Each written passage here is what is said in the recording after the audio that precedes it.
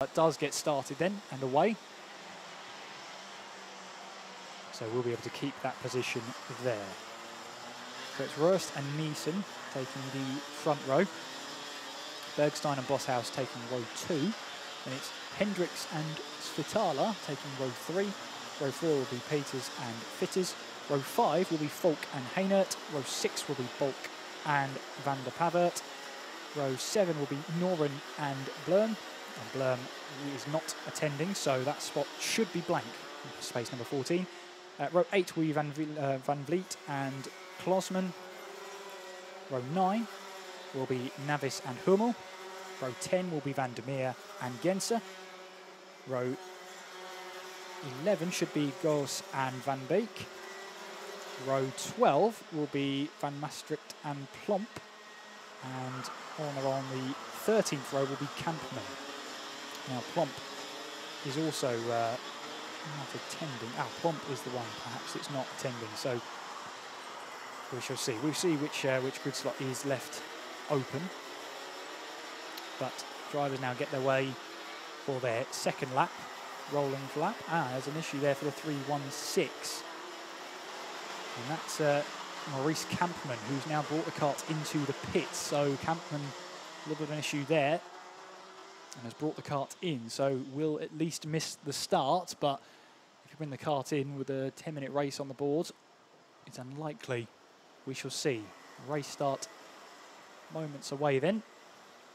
The order is to slow down, stay in formation as we make our way through the bends we go then.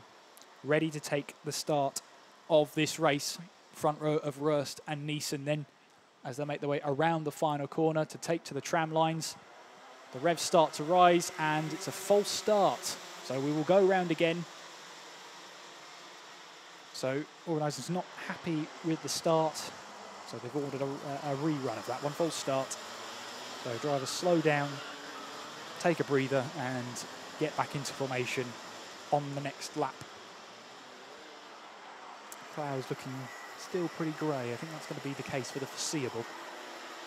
We had plenty of sunshine yesterday. Plenty of dry running too, but we're getting to a point now where the track looks pretty dry. Just the outskirts of the circuit are the problem areas, which does make moves going side by side a little bit trickier. But these drivers have had their experiences. They'll know about that, the risks of going offline at this stage. Not as bad as it could be, but still pretty greasy on the outsides of the track. So, second bite of the cherry then for a race start with a front row of Röst and Niesen, with Bergstein and Bosshaus right behind.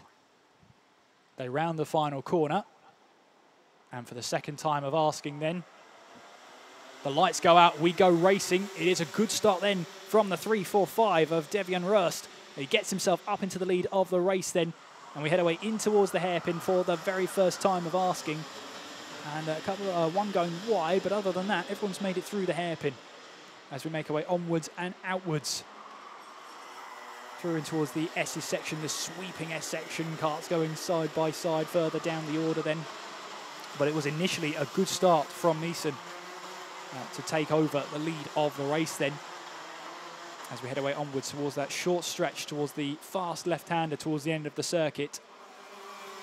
And then onwards towards the end of the circuit, it is Röst who takes the lead then. Down in towards the hairpin we will go, and back on the power. It is the 3:45 of Röst who is in the lead at the moment, with Bergstein in second place, Vitala in third, Bosshaus in fourth, Hendricks in fifth, and Niesen's dropped all the way down to 8th place. So, running wide then is our race leader in Röst, and has lost 2 positions there. Getting 2 wheels onto the grass is not ideal for the 3:45 of Devian Röst, and he's lost 2 positions in that. So we have a new race leader in the, I believe, yes, the 3:19 of Sam Bergstein, who struggled to get away, I believe, off the grid. Maybe the car was showing some nerves, because Sam is certainly not. Through in towards the left-hander we go. He's under pressure, though, from the number 379. That's Gabriel Svitala. In towards the final corner we go. Back on the power. And onwards towards that fast right-hander, the first corner.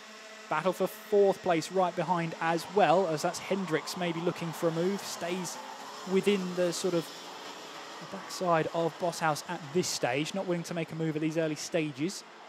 There's still 8 minutes on the clock. Although it's a shorter race, of course, for 10 minutes plus 2 laps. It does mean that you've got less time to make the moves done, but it also means you've got less time to recover if something doesn't go right. So you've got to find the balance of not rolling the dice, but rolling it just enough that you get to the jackpot.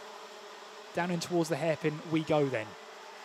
Line of stern at the moment, but looking for a move up the inside now, and a little bit of contact further behind as Rust tries to get through again. Up the inside now, down towards the hairpin. He does go for the move up the inside, and that is Devian Rust up into 2nd place, ahead now of Gabriel Svitala.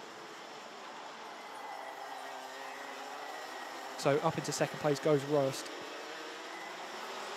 And he'll be wanting to take back that race lead, but he'll have Bergstein up ahead as we are line of stern further down the order here. Bergstein leads the way then through the left-hander. That's Rust in 2nd place. That'll be Svitala in 3rd. And it's going to be Bosshaus in 4th place. We're back on the power we go then. 5th place across the line is the 3.26 then. So that is Emil Hendricks. As Emil Hendricks looks for a move, potentially up the inside, but that door is closed and no way through on that occasion. Looking at the last lap times here, it's pretty even between Bergstein and Rust at the top of the order. Both lapping right now in a 46.4. We've got 4 or 5 carts, 6 carts, maybe all line of stern at the moment. Maybe itching to get the move done, but knowing that the opportunity has to be absolutely right. Down in towards the final corner we will go then. It could become a battle for 3rd place. It certainly is a battle for 4th at the moment as they make their way across the line. Bosshaus has Hendricks right behind. Hendricks has already looked for a move up the inside earlier on. He looks for a move up the inside again.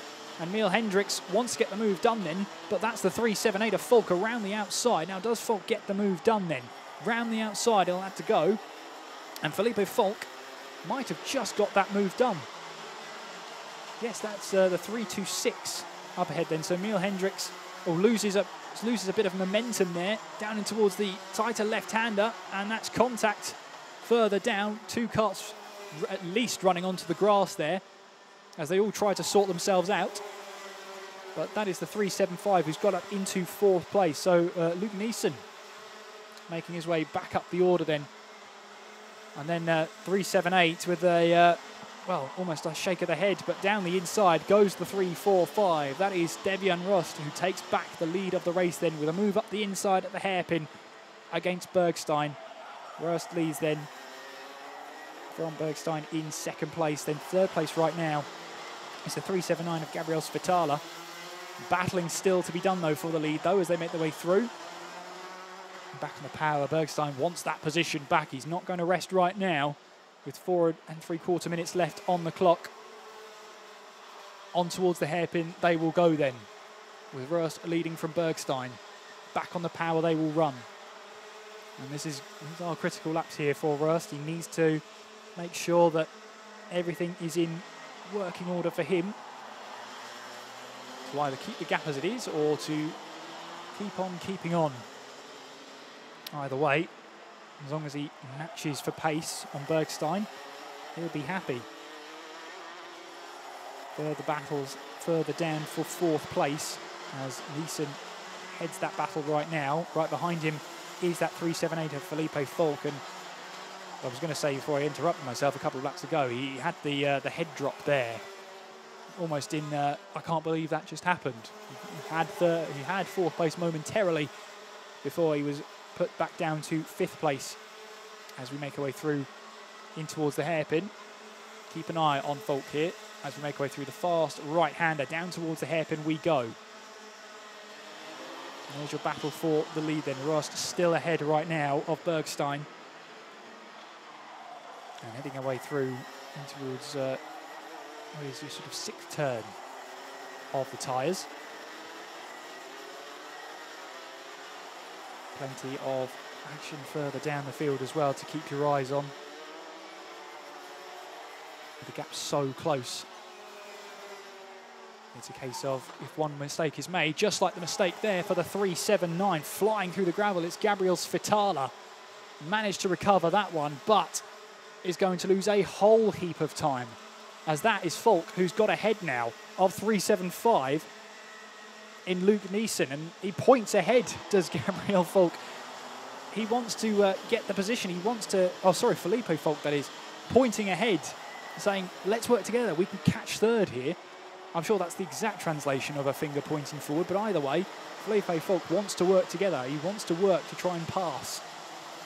He's probably seen that bit of a wide from Gabriel Svitala and is thinking now, head down, try and close in for what would be third place in this pre-final. 2 minutes 16 on the clock as Röst heads across the line then, leading this one. Bergstein is in second place. This is the battle for third place, through in towards the right-hander. Good chance for Felipe Falk to move up the inside in towards the first hairpin, which he does, and following him through as well is going to be Luke Neeson. But Neeson gets a position up there as well, just kind of copying what Felipe Falk did a couple of laps ago, in a case of, well, if you've made the move, I'm going to follow you through. And the two of them make their way through. So for Felipe Falk now up into third place. That's going to put Luke Neeson up to fourth. That's going to put Gabriel Svitala back down to fifth place. And it's all in the remnants of that bit of a mistake running wide from Gabriel Svitala. It does take a bit of momentum out of you for a couple of corners. Battle for third still on though. Luke Neeson looking perhaps for a move down the inside in towards the hairpin. He does, down the inside, he dives it for third place. Does he get that move done? Yes, he does, but back up the inside as well, trying to recover those positions, is Gabriel Svitala. And he does get one against Felipe Falk. So Svitala back up to fourth place. That's going to put Luke Neeson up into third. That puts Felipe Falk down to fifth place. And it's a case here as well for Cas Boshouse. I mean, he's got the best seat in the house for this battle for third place. I'm wondering if he's thinking, if I just keep on the back of them, let's see what happens. But he's got Navis behind him as well in the 3.06 to contend with. We get back on the power we go then. And a look over the shoulder then for Luke Neeson. He's in third place right now. Seconds to go on the clock before time is elapsed as Felipe Falk looks for a move up the inside. Then if Svitala gets the move done, and Svitala might lose a couple more positions here. He might have lost one to Boshouse there in towards the hairpin as Svitala tries to fight back through the field. As that does look like it's Boshouse who's got the move done then, so he moves up a position now.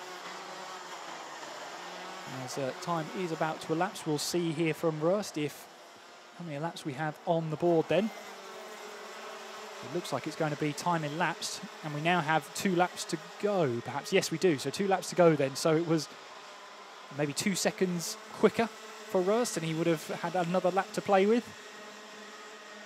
It's hard to say if he wants another lap or not. I'm sure drivers in this battle, if you're not in third place, you'd love plenty of laps to see what you can do.